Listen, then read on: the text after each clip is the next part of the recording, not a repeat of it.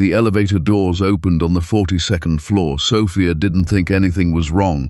She was still smiling, actually, still carrying the warmth of the evening she'd just had. 3 hours with the Children's Foundation directors, a little gap-toothed 7-year-old who had grabbed her hand and said, "You smell like coconut and you're really pretty," still holding that small, clean happiness as she pressed her key card to the penthouse door.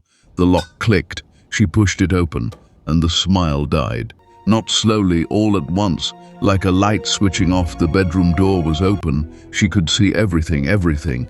Ethan was there, her husband, her 34-year-old husband with his jet black hair and his ice blue eyes, and that 7-day stubble she had once thought made him look human, lying back against the headboard like a man who owned the universe and knew it.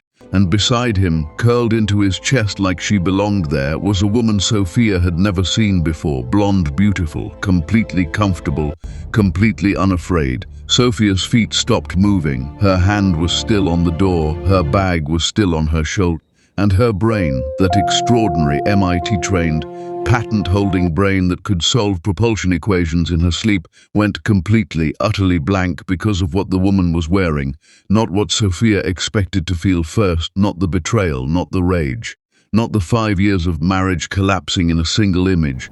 No, what stopped Sofia Hayes' heart was the quilt. Hello, beautiful souls, and welcome back to Alcott Stories. I'm your storyteller, James, and before we begin today's unforgettable journey, I want to thank each and every one of you for being here. Your support, your comments, and your kindness help keep these powerful stories alive. Tonight's story is more than just a tale.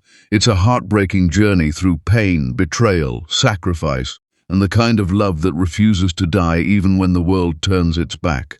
The rain started around 7. Sofia noticed it the way she noticed most things, quietly, without making a fuss about it.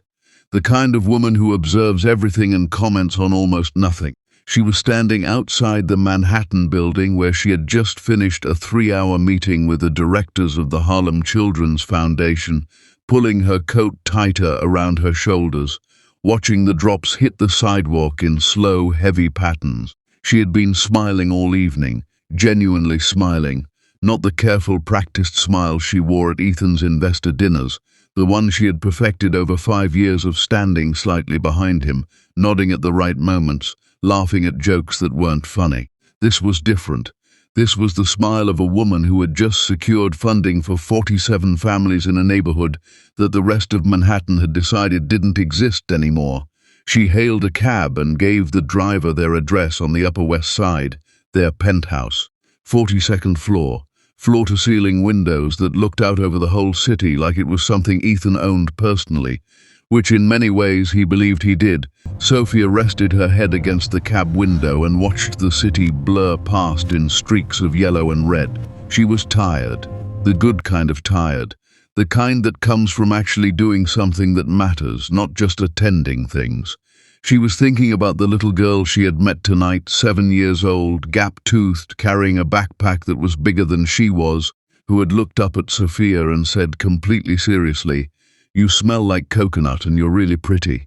Sofia had laughed so hard she cried. She was still smiling about it when the elevator opened on the 42nd floor. She didn't hear anything unusual at first. She pushed open the front door. It was unlocked, which wasn't strange, and stepped into the entryway, shaking rain from her coat.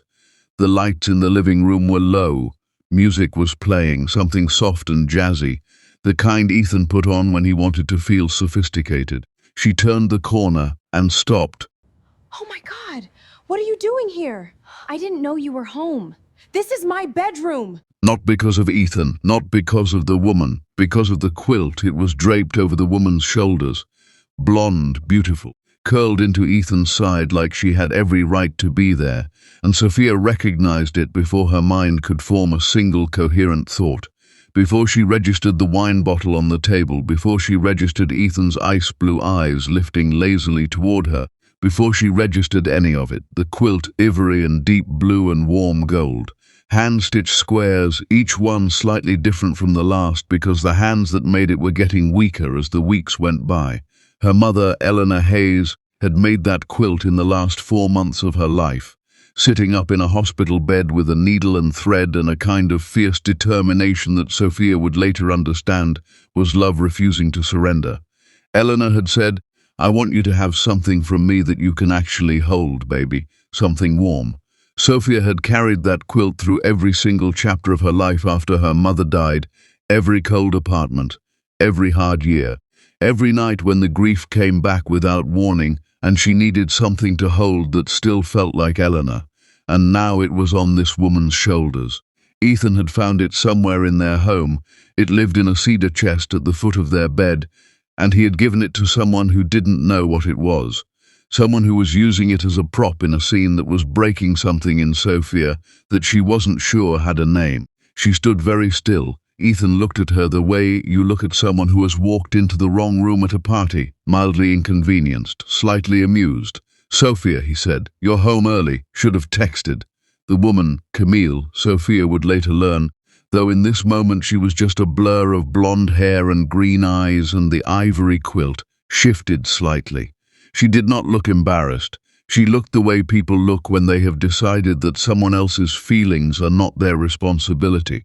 "We didn't hear you come in," Camille said, and there was something underneath her voice, something that wasn't quite a smile but was performing the shape of one. Sofia didn't look at her. She looked at Ethan, and she asked the only question that mattered. "How long?" It came out quieter than she expected, flatter. Like a door closing rather than slamming, Ethan exhaled slowly, like the question bored him.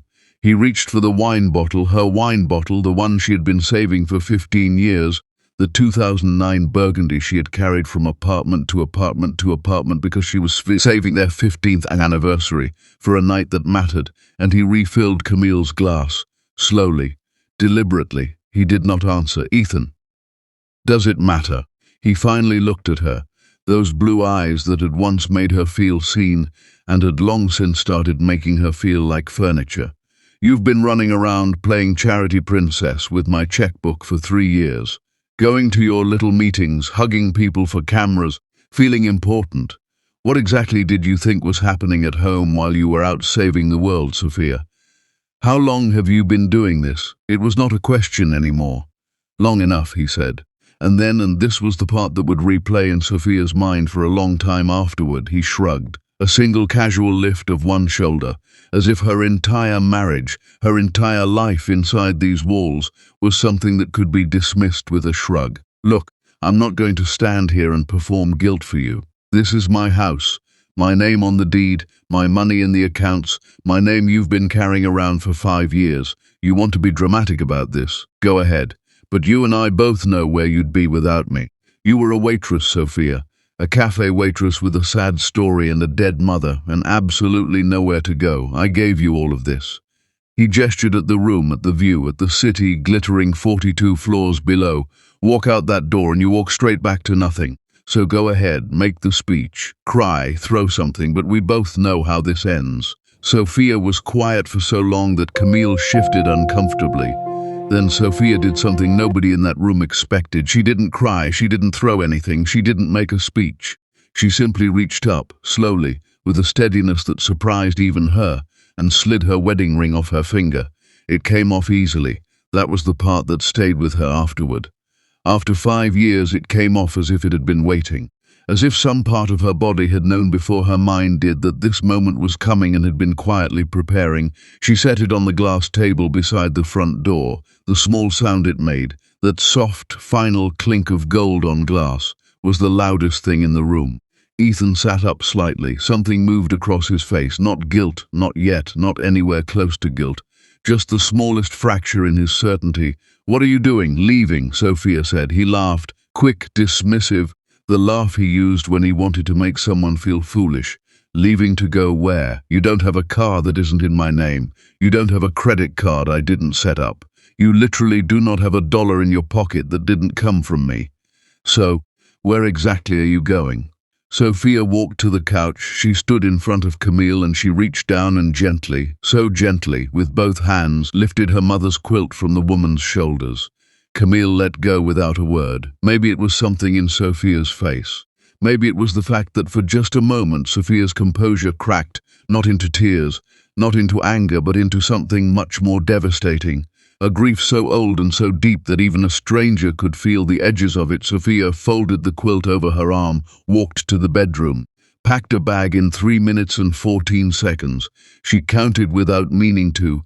3 minutes and 14 seconds to pack everything she needed from 5 years of marriage: clothes, her laptop, the small leather journal she'd had since college, her mother's quilt. That was everything. She walked back through the living room without looking at either of them. But at the door she stopped. She turned around, and she looked at Ethan Calloway, her husband, the man she had loved in whatever complicated, stubborn, wounded way she had loved him, and she said the last words she would speak to him for a very long time. "You think you know exactly who I am," she said softly. "You've thought that since the day you met me. You built this whole story about who I was and what I needed and how much I owed you for choosing me. You told it at every dinner party. You told it to investors. You told it to yourself every single morning." She paused. "You never once asked me if it was true." Ethan opened his mouth. "That's going to cost you more than you can imagine," she said. "Not because I want it to, because that's just what happens when you spend 5 years looking at someone and never actually seeing them." She walked out. The elevator took 40 seconds to reach the lobby. She timed that too without meaning to. She stepped out into the Manhattan rain and stood on the sidewalk. For just a moment, her mother's quilt tucked under one arm, her bag over her shoulder, the water soaking into her coat. She did not look up at the penthouse. She did not cry. She hailed a cab and gave the driver an address in Midtown, a building Ethan had never heard of, had never known existed, had never thought to ask about. And as the cab pulled away from the curb, Sofia reached into her coat pocket and pulled out a phone, not her regular phone. A second phone, small and simple, with only one contact saved in it. She pressed call. It rang once. "Miss Hayes," said the voice on the other end, calm, prepared, as if this call had been expected for a long time. Sofia looked out at the rain-blurred city. "It's time, Daniel," she said. "Start everything, are you certain? Once we begin, there's no quiet way to walk it back." Sofia thought about a hospital room, about a needle and thread and a pair of hands that were getting weaker by the day but refused to stop, about a woman who cleaned other people's houses for 30 years and read physics textbooks at the kitchen table, but because she believed, with her whole broken, beautiful heart, that a mind was the one thing the world could never take from her daughter. "I've been certain for 2 years, Sofia said. "I was just waiting for a reason to stop pretending he was worth waiting for." She ended the call. The cab moved through the rain, and 42 floors above, Ethan Calloway stood at his floor-to-ceiling window and watched her disappear. "She'll be back by morning," he told Camille. He went to bed certain of it. He was wrong in a way that would take him years to fully understand. The ring sat on the glass table all night. By morning, Ethan had moved it twice, once to the kitchen counter, once to his nightstand, as if finding it the right position would somehow change what it meant. It didn't. Sofia did not come back, not by morning, not by the next morning, not at all.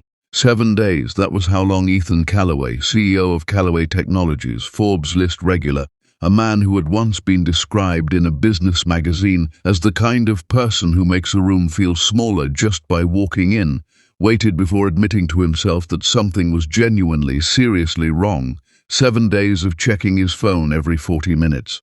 7 days of telling himself she was being dramatic, sleeping on some friend's couch, learning her lesson the way he had always believed stubborn people learned lessons, through discomfort and the slow realization that they had overplayed their hand. 7 days of silence so complete it had a texture to it. A weight. Sofia Hayes did not call, she did not text, she did not send a lawyer's letter or an angry email or a tearful voicemail at 2 in the morning. She sent nothing. She was simply gone, as if she had not just left the penthouse but stepped sideways out of the entire story of his life, taking her particular kind of quiet with her. Ethan noticed things he hadn't expected to notice. The kitchen smelled different in the morning. He couldn't explain it. He didn't cook. Sofia rarely cooked. They had people for that, but something was missing from the air. Some specific quality of the early morning hours that he had never registered while it was present, and now couldn't stop being aware of in its absence. The bookshelf in the study. He walked past it on day 3 and stopped without knowing why. It was full, 2 shelves of what he had always assumed were decorative books, the kind of books people keep for the aesthetic of them without ever opening. But standing there alone in the study at 11 at night, he pulled one out. It was not decorative, it was a graduate-level textbook on propulsion thermodynamics, dense with equations and margin notes in handwriting he recognized as Sofia's. Quick, confident, the letters slightly compressed the way handwriting gets when a mind is moving faster than a hand can follow. There were notes in the margins that made no sense to him, calculations, questions to herself. Check the Reynolds number here. This doesn't account for variable density. Revisit section 4.2 when you get the new data. He put it back. He told himself it was probably old, from her college days, something she'd packed without thinking. On day 5, he walked into the guest room and found her desk. He had known it was there. A small writing desk in the corner, tucked against the wall, but he had never really registered it as hers because he had never thought to ask what she did at it. He had assumed, in the vague way you assume things about people when you've stopped being curious about them, that she used it for her charity correspondence, letters to donors, thank you notes. The administrative business of being a philanthropist wife. The desk had 3 drawers. He opened the middle one. It was full of notebooks, not 1 or 2. A stack of them, each one filled front and back with the same compressed handwriting he'd seen in the margins of the textbook. He opened the most recent one and found the last entry, dated 3 weeks before she left. Thermal efficiency tests came back at 94.3%. Daniel says that's higher than anything currently patented. I believe him, but I want to run it again. I've been wrong before by trusting numbers before I've felt them. The numbers aren't finished talking yet. Ethan sat down on the edge of the guest bed with the notebook in his hands.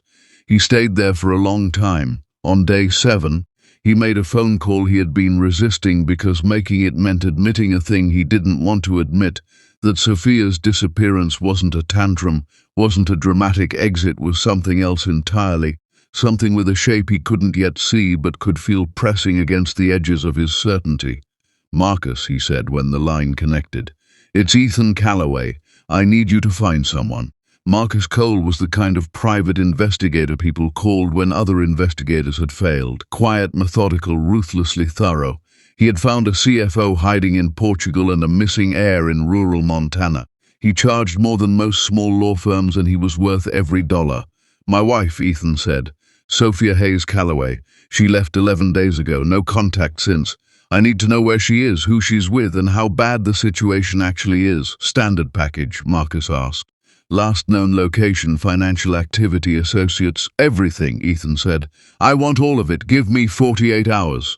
It took him 12. Ethan was eating dinner alone. Camille had been notably less present since the night Sofia left, as if Sofia's exit had somehow diminished the appeal of the arrangement, which Ethan found irritating in ways he couldn't quite examine. When his phone buzzed with Marcus's name, he answered immediately. Tell me she's in a hotel somewhere. Tell me she's been using credit cards, running up bills, doing something that makes sense. There was a pause, not the pause of someone collecting their thoughts, the pause of someone deciding how to say something they know is going to be difficult to hear. Mr. Calloway, Marcus said carefully. How much do you actually know about your wife? Ethan felt the first real chill of unease. What kind of question is that? I know everything about her. We were married for 5 years. What do you know about her background? Before the cafe, before you met her. She grew up in Ohio. Her mother was a house cleaner. Father wasn't in the picture. She had no family, no money. No, why are you asking me this, Marcus? Just tell me where she is. I'll tell you where she is, Marcus said. But first I need you to understand some things about who she is, because where she is only makes sense once you know who she actually is. And Mr. Calloway, almost nothing you just told me is correct. The fork in Ethan's hand went very still. Sofia Hayes, Marcus began, and his voice had taken on that careful, precise quality it got when he was reading from a file. Graduated from MIT on a full academic scholarship, not a partial scholarship, a full ride, awarded to her at 17 based on an entrance examination that her admissions officer later described, and I'm quoting here, as the most sophisticated analytical response we'd seen from an applicant in 12 years. She earned her undergraduate degree in aerospace engineering, graduated top of her class. Then she stayed for 2 graduate degrees, propulsion systems and materials science, both completed in an accelerated timeline. Ethan said something. He was not capable of saying anything. She was recruited, Marcus continued, before she finished her 2nd graduate degree. Multiple companies, defense contractors, private aerospace firms, 2 companies in Silicon Valley that were specifically looking for someone with her combination of engineering backgrounds. The kind of recruitment that comes with signing bonuses and relocation packages and your own research team. She was a waitress, Ethan said. It came out strange, hollow, like a word he was hearing in a language that had stopped making sense. She became a waitress, Marcus said, with a particular emphasis on that first word. About 8 months before she would have graduated, her mother was diagnosed with stage 4 ovarian cancer, terminal. Sofia withdrew from all of her recruitment processes, deferred her final thesis defense, and moved back to Ohio to be with her mother. She took a job at a cafe near the hospital where her mother was being treated so she could walk to work and walk to the hospital and not have to worry about transportation costs when she was spending everything she made on medical bills. The silence in Ethan's dining room was enormous. She worked that job for 3 years, Marcus said. She worked nights when she could get them because the pay was slightly better. She never applied for assistance, never complained publicly, never talked about MIT or the degrees or any of it. Not in any record I can find. She just took care of her mother. And when her mother passed, she stayed in the area for a few more months. That's when she met you. Ethan pushed back from the table. He walked to the window. Outside, Manhattan continued being Manhattan, indifferent and bright and enormous. He put one hand against the glass and stared at the city and felt something happening in his chest that he didn't have words for. Every dinner party. Every time he had introduced her with that particular tone, Sofia used to wait tables, can you believe it? I found her at this little cafe on 74th, just the sweetest thing, and the investors would chuckle appreciatively and Sofia would smile and change the subject with such graceful ease that Ethan had never once noticed she was changing it.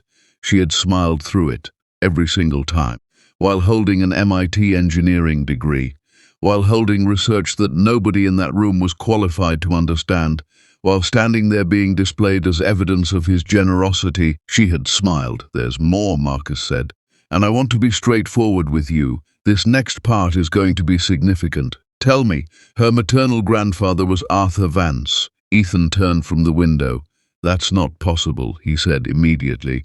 Arthur Vance didn't have grandchildren. It was public record. His estate was the subject of litigation for years because he died without known heirs, Marcus said. That's how it was reported. The truth is more complicated. Arthur Vance had one daughter. They had a falling out decades ago. I'm still piecing together the details, but it was severe enough that they never reconciled. The daughter was Sofia's mother, Eleanor. Vance and Eleanor never spoke again, but Vance never stopped watching his granddaughter. He knew about the MIT scholarship. He tracked her academic career. He had people keeping quiet tabs on her for years. Ethan's throat had gone completely dry. When Vance died, 4 years before you met Sofia, his estate attorneys located her. It took them almost 18 months to work through the legal complexity because the family rift had created complications in how the will was structured. But it was valid. It held up in probate. Marcus paused. He left her $800 million, Mr. Calloway. The sound Ethan made was not a word. She inherited it before she met you, Marcus continued. It has been sitting in a series of investment accounts managed by a firm in Chicago for the entire duration of your marriage, growing as that kind of money does when it's properly managed. As of this morning, the current valuation is closer to $1.1 billion. Ethan sat down on the floor. He did not decide to. His legs simply stopped participating. She never touched it, Marcus said. Not $1. She lived entirely on what you provided. Household allowance, charity budget, personal expenses, all from your accounts. Her own fortune sat completely untouched while you introduced her to people as a waitress you'd rescued. For a very long time, Ethan could not speak. When he finally could, his voice came out in a way it had never come out before. Quiet, stripped of everything performative. Why, he said. Why would she do that? Why would any person? I'm an investigator, not a therapist, Marcus said. But in 20 years of doing this work, When a person hides that kind of asset from someone they've chosen to be with, it's not about deception, it's about wanting to be chosen for the right reasons. She wanted to know if you loved her without the money, without the pedigree, without any reason except herself. A pause. From what I can see, Mr. Calloway, she spent 5 years trying to find out, and the night she left, she finally had her answer. The line went quiet. Ethan sat on the floor of his penthouse, his name on the deed, his money in the accounts, his view of the city he believed he owned, and he held the phone and stared at nothing. He thought about the notebooks in the guest room desk drawer. The numbers aren't finished talking yet. He thought about the bookshelf full of textbooks he had never once asked about. He thought about every morning for 5 years, Sofia across the breakfast table, coffee in hand, reading something on her tablet, and him scrolling through market reports and never, not once, not a single time, asking her what she was reading. He thought about the quilt he had found in the cedar chest at the foot of their bed one afternoon months ago, thinking it was just a spare blanket, thinking nothing of draping it over Camille because Camille had mentioned being cold. Her mother's hands had made that quilt. Her mother's dying hands. Ethan put his face in his palms, and in the hallway outside his office, his assistant Priya, who had worked for him for 3 years and had always liked Sofia in the quiet way people like the warmest person in a cold building, heard something she had never heard before from behind that closed door. Ethan Calloway weeping. She said nothing. She simply walked back to her desk and sat down and thought about how it was often true that people did not understand what they had destroyed until they were standing in the wreckage. 3 weeks passed. Ethan rebuilt his certainty slowly, the way men do when certainty is the only home they know. He told himself Sofia had deceived him, that her silence was manipulation, that he was the wronged party here. He almost believed it. Then came the Tuesday morning that ended everything he thought he knew. His phone went off at 7:43 a.m., then Priya's phone, then every phone in the building simultaneously like a wave. Tuesday started like any other day. That was the part Ethan would remember later. How ordinary the morning felt right up until the moment it didn't. He had been at his desk since 7, working through the Tokyo acquisition numbers. 3 empty coffee cups lined up on the corner of his desk like small monuments to sleeplessness. His assistant Priya had come in at 7:30 with a 4th cup and a look on her face that he hadn't been paying enough attention to read properly. At 7:43 his phone buzzed. A news alert. He dismissed it without reading it. At 7:44 Priya's phone buzzed in the outer office. At 7:45 he heard a sound he had never heard before in 15 years of running this company. The collective noise of 40 phones going off in the same 30-second window, filtering through the walls of his corner office like something was happening out there that nobody had been prepared for. He looked up from the Tokyo numbers. Priya appeared in his doorway. Her face was the color of printer paper. "Mr. Calloway," she said, "you need to turn on the news. I'm in the middle of—" "Please," she said. And something in that single word, the quiet urgency of it, the way it came out like she was bracing herself, made him reach for the remote. He turned on the television mounted on the far wall, and the Tokyo number ceased to exist. The headline filled the screen in bold white letters against a dark background. Technology world stunned. Clean propulsion breakthrough unveiled. Independent researcher claims solution to decade-long engineering problem. Press conference underway. Live, and then the broadcast cut to the press conference. A large room, hundreds of people.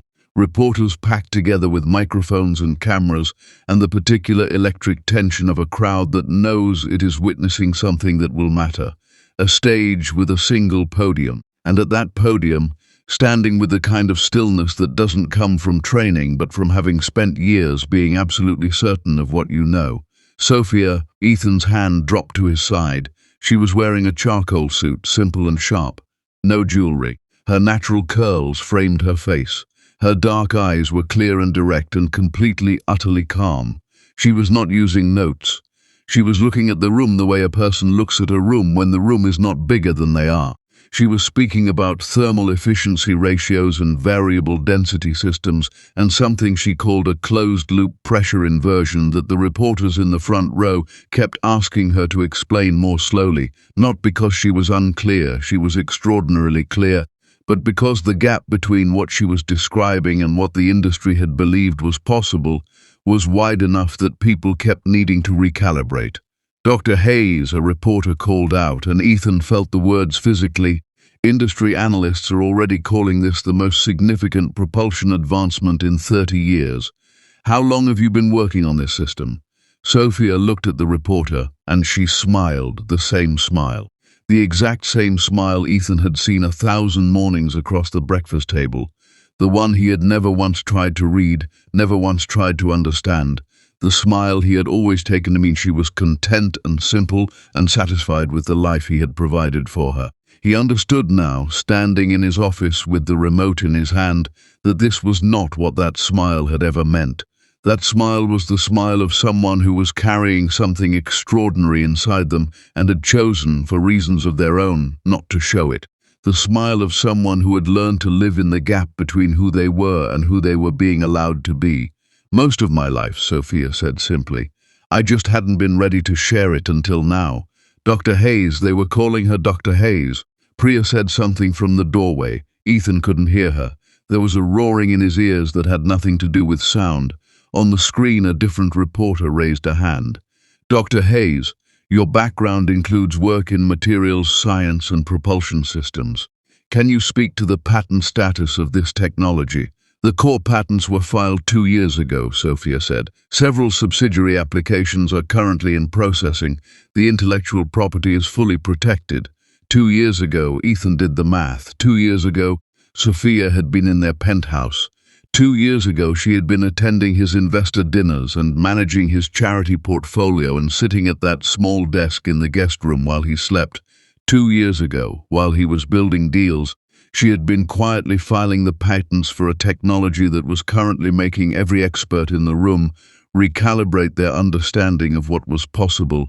At the desk he had never asked about, in the notebooks he had never opened, his phone rang. He looked at the screen. It was James Whitfield, the longest-serving member of his board, a man who had been in this industry for 40 years and who had the unnerving quality of always sounding calm, even when he was describing something catastrophic. Ethan answered. James, are you watching? James said, I'm watching, then you'll understand why I'm calling. A pause. We've been getting alerts this morning, trading alerts. Someone has been accumulating shares in Calloway Technologies for the past several weeks. Large positions, purchased through a series of holding companies, sophisticated enough that our usual monitoring didn't flag it until the volume crossed a threshold this morning. Ethan's eyes were still on the screen, on Sofia's face. How much? He asked. Enough to be significant. Enough to trigger disclosure requirements. Enough? James stopped. When he continued, his voice had shifted into something more careful. Ethan, we've traced the holding companies. All roads lead back to a single entity, a Chicago-based investment firm called Hayes Vance Capital. The name landed like a stone in still water. Her grandfather's name, Ethan said, not a question. And her mother's name, James said quietly. The firm was registered 14 months ago. It's been active for about a year, and as of this morning's trading, Hayes Vance Capital controls 11.4% of Calloway Technologies. 11.4% in a company with a diffuse shareholder structure. 11.4% was not a majority, but in a company whose board was fragmented and whose largest institutional holders had been growing restless for 2 years over declining R&D investment and stagnating margins. 11.4% was enough, more than enough. She can call a board vote, Ethan said. She already has, James said. The formal request came in 40 minutes ago. She's requesting an emergency meeting to discuss leadership and strategic direction. She's proposed Friday, 3 days, in 3 days. The woman Ethan had told had nowhere to go. The woman he had dismissed as a cafe waitress with a dead mother and an empty bank account was going to walk into his boardroom as one of his largest shareholders, with a revolutionary technology that every investor in the world was currently watching on live television. With the legal right to demand a conversation about whether he should continue to run the company his name was on, he lowered the phone slowly. On the television, a reporter was asking Sofia one final question. Dr. Hayes, there have been reports connecting you to Calloway Technologies. Can you comment on your relationship to the company or its CEO? The room went quiet. Even the cameras seemed to lean forward. Sofia looked directly into the lens, and for just a fraction of a second, so brief Ethan couldn't be certain he hadn't imagined it. It felt like she was looking through the screen and across the city and directly at him. "I have no comment on the past," she said. "I'm only interested in what we build next." She stepped back from the podium. The press conference erupted. Ethan turned the television off. He sat for a moment in the silence. Then his door opened again. Not Priya this time, but James Whitfield in person, which meant he had been in the building already, which meant the board had been moving faster than Ethan realized. And behind James were two other board members, and none of them were wearing the expression of people who had come to offer support. But none of that was what broke Ethan Calloway that Tuesday. What broke him was smaller, more private.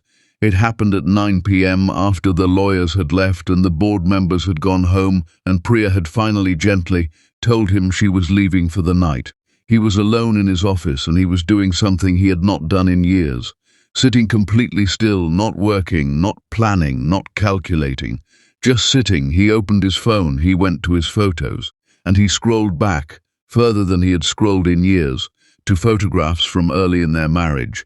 A trip they had taken to Savannah for their second anniversary, Spanish moss and warm light, and Sofia laughing at something he had said, her head thrown back, her curls catching the afternoon sun. A birthday dinner, her 30th, where she had ordered the most elaborate dessert on the menu and eaten every bite with complete unself-conscious joy. A Sunday morning, some ordinary Sunday, where she had fallen asleep on the couch with a book open on her chest, and he had taken the photo without waking her. He had taken that photo. He had thought she was beautiful. He had thought that about her often, had been proud of it. In the shallow way he was proud of most things that reflected well on him. But looking at the photo now, at her sleeping face, at the book on her chest, he turned the phone sideways and enlarged the image and read the title on the book's spine, Advanced Thermal Fluid Dynamics.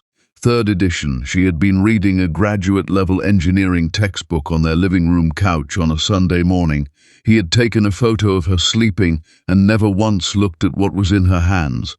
That was when Ethan Calloway, for the second time in 3 weeks, wept.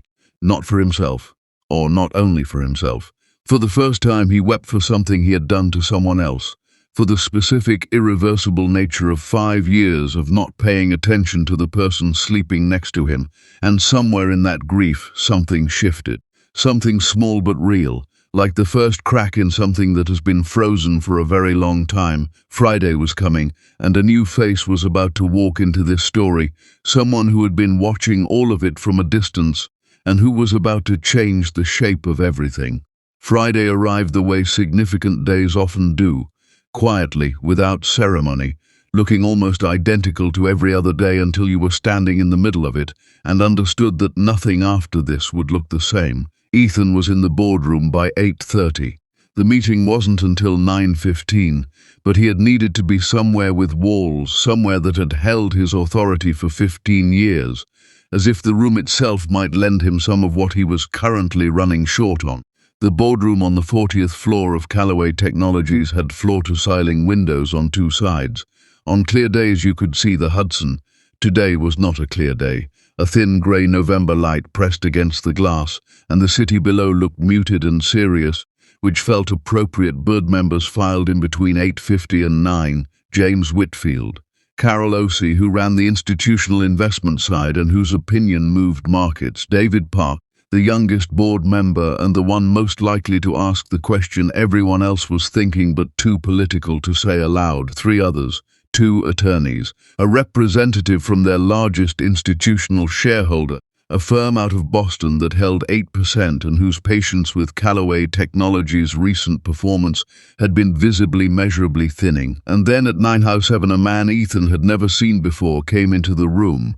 He was perhaps 60, silver-haired, composed, wearing a dark suit and carrying a single leather briefcase with the ease of someone who carries briefcases into important rooms regularly. He nodded to James Whitfield with the familiarity of prior acquaintance. He took a seat along the wall, not at the table but behind it, in the observer position. He did not introduce himself. "Who is that?" Ethan asked Priya quietly. His name is Dr. Raymond Cross, Priya said. He's a former NASA propulsion director. He's been on the board of 3 aerospace companies in the last decade. He came with Dr. Hayes' team. Ethan looked at the man again. Former NASA director Sofia had brought a former NASA director to his boardroom. At 9:15, the door opened. Sofia walked in, and the room changed. Not dramatically, nobody stood up, nobody made a sound. But something shifted in the quality of the attention in the room, the way the air in a concert hall shifts in the moment before the first note. These were people who had been in hundreds of high-stakes rooms. People who had sat across tables from senators and foreign investors and CEOs of companies far larger than this one. Every single one of them sat up slightly straighter. She was wearing the same charcoal suit she'd worn at the press conference. Still no jewelry. Her curls were pinned back on one side, loose on the other. She carried one slim folder and her own quiet certainty and nothing else. She didn't look at Ethan when she came in. She looked at the room, quickly, thoroughly, the way engineers look at systems they are about to work on. And then she took the seat at the far end of the long table, directly opposite Ethan, the length of the table between them, 5 years of silence made into physical distance. "Thank you all for being here," she said. Her voice was the same voice that had said I'm leaving 11 weeks ago in their penthouse. Steady, without performance. "I know this is an unusual circumstance. I'll be as direct as I can." She opened the folder and slid copies down both sides of the table simultaneously. In a movement so practiced it was clearly not the first time she had done this. "What you're looking at," she said, "is an independent analysis of Calloway Technologies' performance over the last 3 years. I commissioned it from an auditing firm that has no prior relationship with this company or with me. What it shows is not surprising if you've been paying attention, and I suspect some of you have been." Calloway was already turning pages. Her expression was carefully neutral, which Ethan had learned over years meant she was reading something significant. "The company has declined R&D investment by 31% over 3 years, Sofia continued. It has lost 4 major defense contracts to competitors, 2 of which went to companies that were half your size 3 years ago and are now at parity. Your top engineering talent attrition rate over the same period is the highest it has been since the company's founding, and your margins have compressed in every quarter for 6 consecutive quarters." She paused, not for effect, just to let the room catch up. "I'm not telling you this to score points. I'm telling you because before I put my name and my capital near a company, I do my homework. I always have, and the homework says this company is in trouble. Not failing, not yet, but moving toward failing with the kind of momentum that tends to be difficult to reverse once it reaches a certain point." David Park leaned forward. "Doc Hayes, are you proposing a restructuring?" "I'm proposing a rescue," Sofia said simply. "My team has developed a propulsion technology that has applications across 4 of your core market segments. If licensed to Calloway Technologies under terms we can negotiate, it represents a fundamental competitive advantage that no other company in this space currently has. I am also prepared to lead a capital investment that would fund a full R&D rebuild, the kind of investment that gets people building things again instead of protecting what already exists." The Boston shareholder representative, a compact, sharp-eyed woman named Laura Chen who had said nothing until this moment, spoke. "What are your conditions?" Sofia looked at her directly. "One condition. 1, the current CEO is replaced, not removed from the company. I'm not asking for his erasure. I'm asking for new leadership with a different mandate. Someone whose identity isn't tied to preserving yesterday's decisions." The room went very quiet. Ethan had been sitting with his hands flat on the table, very still, and now he spoke. "So this is what it is. This is why you built all of it. The patents, the company, the shares. So you could sit in this room and take everything from me, after everything I gave you." Sofia looked at him, and the pity in her eyes, that same quiet, devastating pity from the night she left, was there again. But underneath it now was something else. Not anger, something more complicated. The look of someone who has done an enormous amount of work on themselves and arrived somewhere hard-won. "Ethan," she said. And she said his name simply, without edge, the way you say the name of someone you once loved and have since had to learn to think about differently. "I filed those patents 6 years ago. I built my company before I walked out your door. I earned my degrees before I ever met you. Every single thing you're looking at me accomplish today was already in motion before I knew your name." She shook her head slowly. "You were never the center of my story. You only believed you were because I let you. I let you because I was hoping. For 5 years, I was hoping that if I waited long enough, the Mafan I fell in love with would figure out how to actually see me. A beat. This isn't revenge. Revenge would mean you mattered enough to organize my life around hurting you. You don't. What matters is the 430 people who work in this building and deserve to work for a company that's going somewhere. That's why I'm here." The board voted. It took 37 minutes. When they came back from deliberation, James Whitfield delivered the verdict without preamble.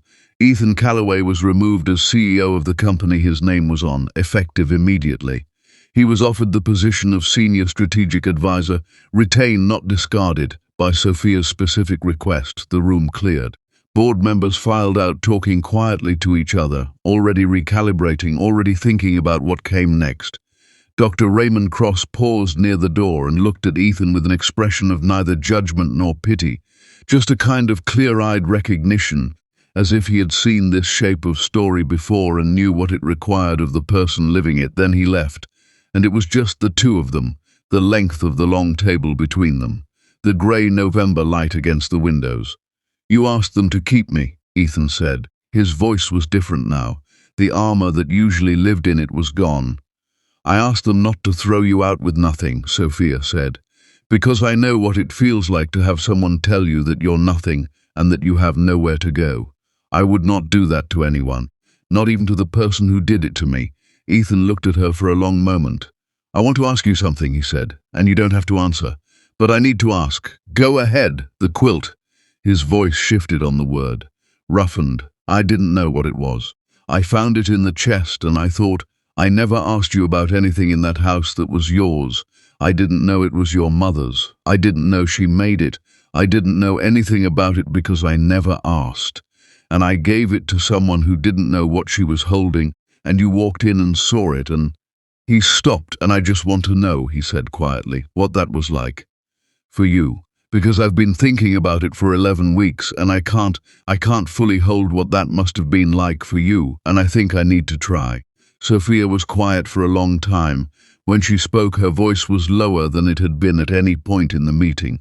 It was a different register entirely, the voice of a person speaking from somewhere private. "My mother made that quilt in 4 months, she said. The last 4 months of her life. She was in a hospital bed.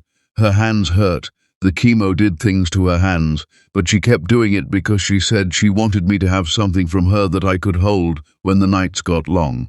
She picked those colors specifically. The gold because she said it was the color of the afternoon light in our kitchen when I was small. The blue because that was my favorite color when I was 7, and she never forgot it, even though I'd stopped mentioning it 20 years earlier." She looked at her hands briefly. "When I walked in that night and I saw it on her, I didn't see anything else first. Not you, not the wine, not Camille. I just saw those colors, and something in me went very, very still.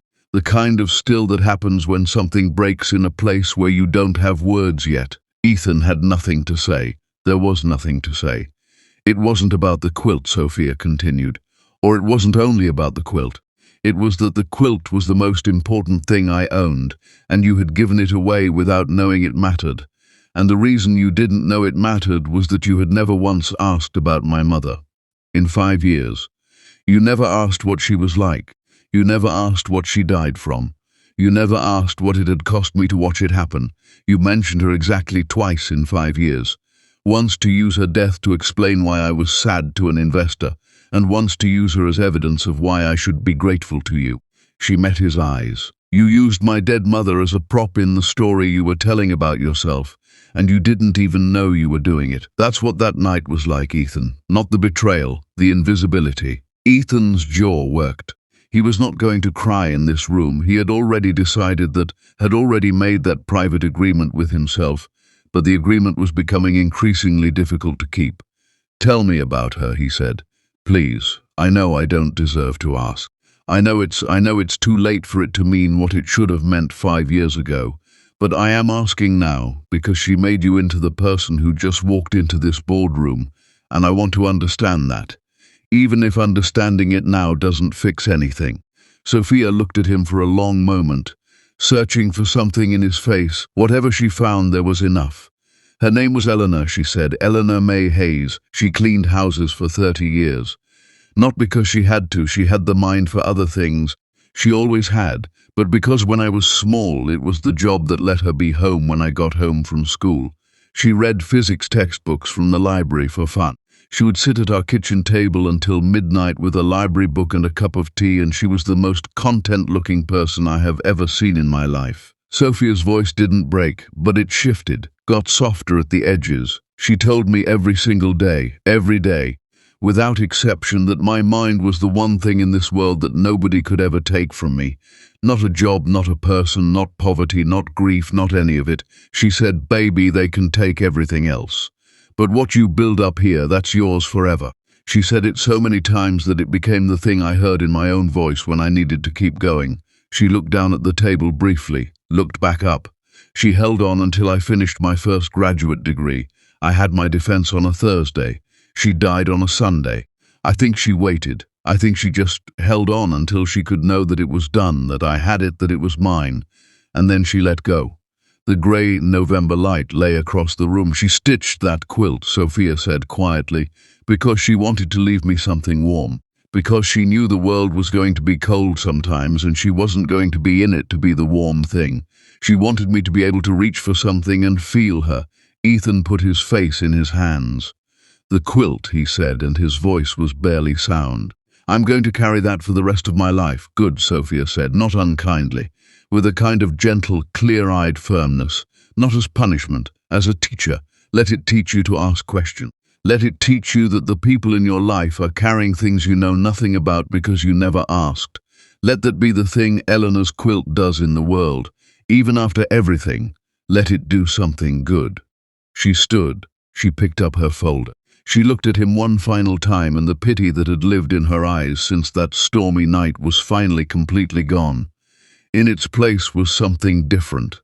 Not love, that was over, and she had made a private peace with that at some point in the last 11 weeks, in some quiet room he would never know about, but something that might in time become the kind of regard that exists between two people who have been through the same fire from opposite sides and emerged changed. Did you love me? Ethan asked. His voice broke on the last word. He had promised himself he wouldn't ask this, and he was asking it anyway, because some questions are larger than promises. Any of it. Was any of it real? Sofia stopped. She did not turn around. All of it was real, she said. That's what made those 5 years the most painful of my life. I loved you, Ethan. Not the idea of you, not what you could provide. I loved the version of you that I believed was underneath all the armor, the one who was curious and kind and worth knowing. I waited 5 years for him to show up. A pause. He didn't, but you're sitting in this room today, asking the right questions for the first time, and maybe that means he's starting to. I don't know, that's not my story to finish. It's yours. She put her hand on the door. Build something worth leaving behind, Ethan. Not for me.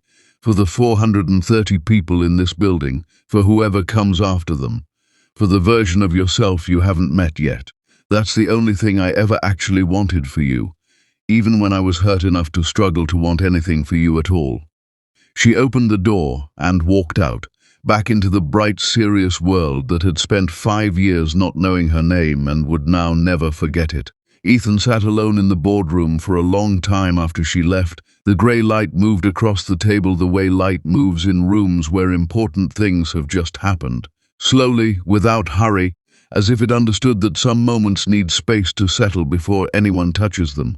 He thought about Eleanor May Hayes, a woman he had never met, who had cleaned houses and read physics and stitched a quilt with hurting hands because she loved her daughter enough to want to leave her something warm. He thought about Sofia at 7 years old, going home from school to her mother who was waiting. He thought about a desk in a guest room and notebooks full of equations and the years he had slept peacefully in the next room, while the most extraordinary person he would ever know was quietly building a future that had no room for someone who couldn't be bothered to see her. He stayed in that room for 40 minutes, Then he stood up, straightened his jacket, and walked out to begin the long, difficult, necessary work of becoming a man whose name stood for something other than what he had lost. What this story teaches us some things are worth saying plainly. After everything, Sofia Hayes was never rescued. She was never lost. She was never anyone's project or proof of generosity or footnote in someone else's story of success. She was a woman who chose love over legacy, stayed longer than she should have out of hope rather than need, and left not in anger, not in bitterness, but in the quiet, devastating clarity of someone who has finally received the answer to a question they've been carrying for too long. She did not destroy Ethan Calloway. She could have. She had every means and, honestly, every right.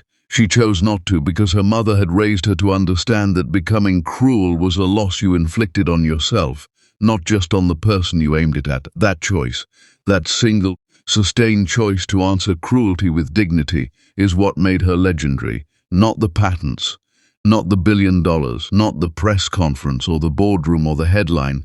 The dignity, the refusal to become small in response to being made to feel small. What Sofia knew and what Ethan had to lose everything to learn.